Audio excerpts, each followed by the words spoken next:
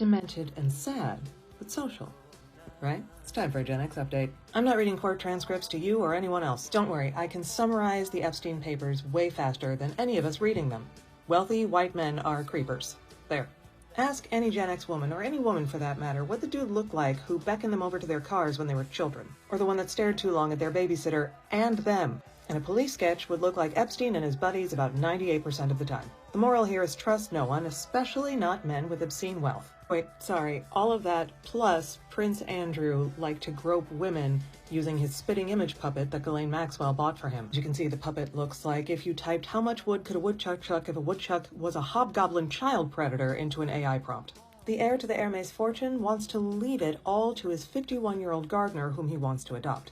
Of course, there are likely selfish reasons involving both family disputes and a charity contract, but the message is clear. Let me side with you in your petty family debates, and I too will be adopted to inherit your fortune. My parents are dead and my family is mostly fucked off in regards to me, so listen, I will absolutely, happily be your ward. I don't even care about your family drama. Hell, I'll stir shit. You want me to throw a glass at a holiday dinner? I'll absolutely do that for you. Just write me into your will. Rite Aid has been banned from using facial recognition software for at least 5 years, even though the company says they no longer use it. The judgment claims that Rite Aid did not take precautions to protect the customers from harm. Harm, of course, being racism. 80% of Rite Aid's stores are in predominantly white areas, but 60% of the stores using the facial recognition technology were not. The technology, which was used in hundreds of stores between 2012 and 2020, frequently misidentified Rite Aid shoppers as shoplifters. This, of course, predominantly affected women and people of color, causing them to be falsely accused of theft. It's giving Evergreen Park Police Department. It's giving Pew Research showing that Black people make up about 12% of local communities, but 26% of their prison population. It's giving the shot cam. Minimum wage increased in 22 states this month, but the national minimum wage is still over at the Rage Desk. $7.25. That's the national minimum wage since 2009. 2009! The Congressional Budget Office says they could raise the minimum wage to $17 an hour by 2029. Gee, thanks. And it would reduce poverty. No shit. But oh poo, it would cost hundreds of thousands of jobs, most likely.